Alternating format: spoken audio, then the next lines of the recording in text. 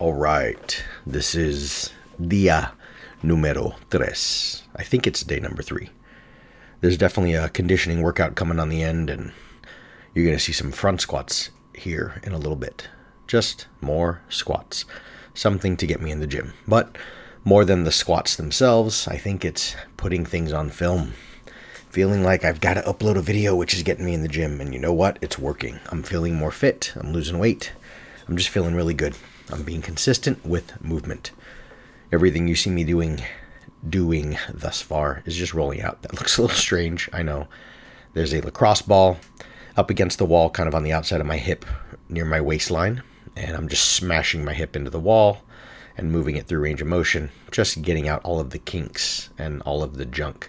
I know I'm going to be doing front squat, so I'm just working on some of my elbow and lat flexibility, mobility. There's a few good mornings. This is, of course, all sped up. I'm a rather explosive individual, but not this fast. And there it is. The first set at the bar, just seeing how it feels. I will often do the movement itself and then address any issues that I feel. If I feel something bad, something really junky going on with little to no weight, it's going to get worse when you add more weight, so address those issues ahead of time. I've got pretty good mobility, as you can see, keeping the elbows nice and high, and just pausing a little bit, feeling things out, seeing if there's anything sticky, and if I need to roll out and mobilize a little bit more. As I said, the warm-up stuff you saw me do was sped up, so I did spend a good 5, 8, maybe 10 minutes rolling out a little bit and stretching. Here I'm just getting on the equipment. In this particular video, when I do the squats, I just wasn't feeling very good. Legs are tired, legs are fatigued. That's kind of the consequence of getting into the gym every single day, whether you feel like it or not, for the sake of recording a video and for moving forward with my fitness. So there's many times you're not going to feel 100%. So when I have my knee sleeves on and my lifting shoes, I definitely feel a lot better. That one there a moment ago was at 75. This is now a little pause front squat at 105 and seeing if my breath work is feeling good. I'm liking how fast I was able to stand up on that. So I feel really, really good so far. Here I'm just pushing my heels into the ground, throwing my hips back and stretching out the, I don't know if it's soleus or gastrocnemius, but kind of the upper calf. Do that stretch on your own. Straighten your legs, push your hips way, way back, put your weight on your heels and move side to side and you'll feel how tight your calves are. Here we are at 135. Those are all 15s, 315 plates on each side. I am not in this process here. I don't know if I'm settled on any specific number. This is no excuses, but this is the first time I've front squatted in 7 months. Definitely anything beyond 135. So I don't know what I'm working up to and I don't know how many reps I'm going to do. I'm just trying to fill up my squat day with front squats rather than back squats. That was at 165. As I was squatting, I needed a little bit of a mental break because it was just feeling a lot heavier. I think just a reminder that I haven't front squatted in so long. So what I'm doing here is, as my mind is still in the fitness mode, I'm taking it away from myself a little bit and I'm just writing down some programming for some clients that I know are going to be coming in the next hour or two. So that's all I'm doing right there. What do I write? I think it's a little sort of CrossFit-y Metcon with front squats, some devil press, which is kind of touch the dumbbells to the floor and get them overhead. Kind of dumbbell ground to overhead if you know any CrossFit movements, followed by a run. That's what I wrote right there. And then that last one down there is for another client. So as I said, it just gives me keeps me preoccupied and allows me to just rest a little longer since that last front squat was pretty damn heavy. This is 195, I think. I'm delaying, looking outside, not wanting to do it. I wasn't feeling comfortable. Front squat is one of my babies. I've got good mobility. Hopefully you can see that there. And I've always enjoyed front squats, but I think I've just been away from front squats for too long. These were just feeling really terrible.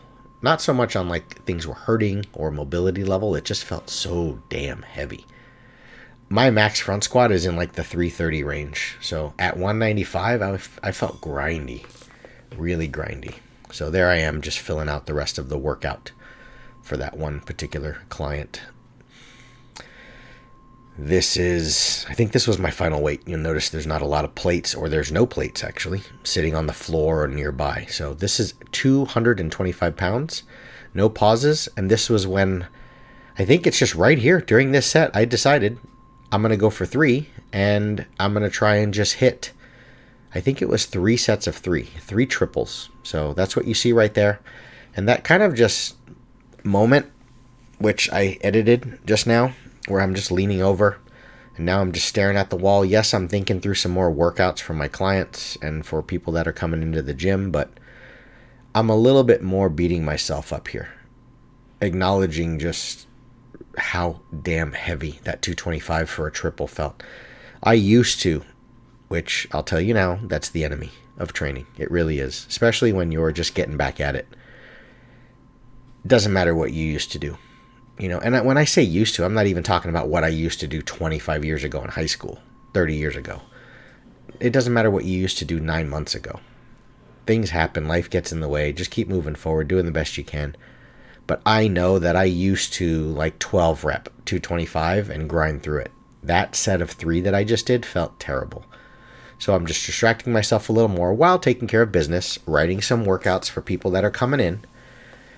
Not necessarily inspired by anything I'm doing here, just my mind is always floating through various workouts that I want clients to do based on what I know they can do. And I'm kind of just taking a rest time, and I've already committed to doing 3 sets of 3 front squats at 225 pounds. So what is that, 100 kilos, I think? Here is set number 2. Let's see how this looks.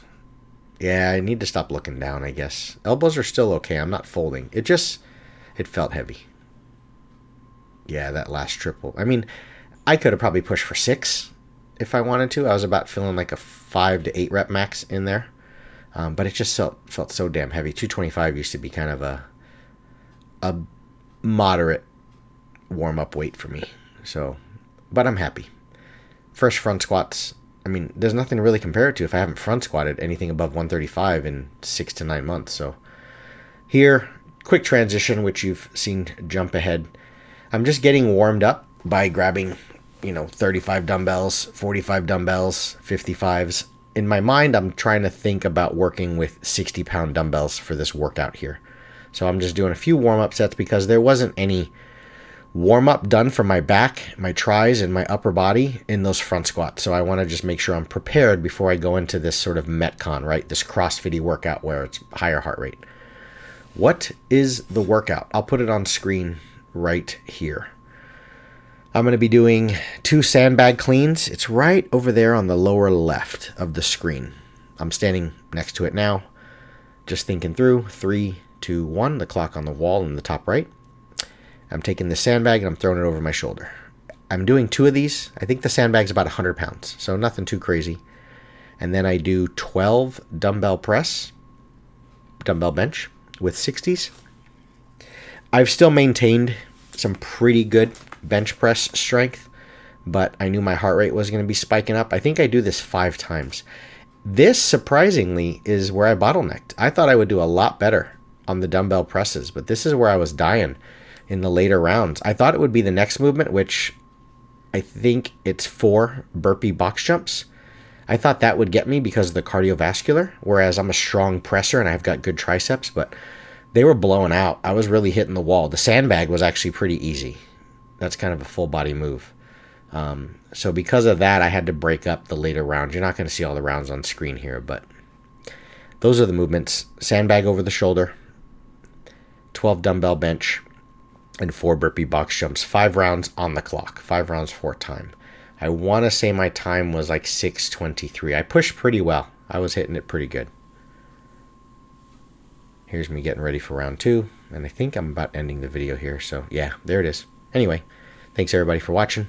That's at the end of it when I finished all 5 rounds. Yeah, see the clock? 6:35, 36. I finished at like 6:23. So there it is, guys. See you later.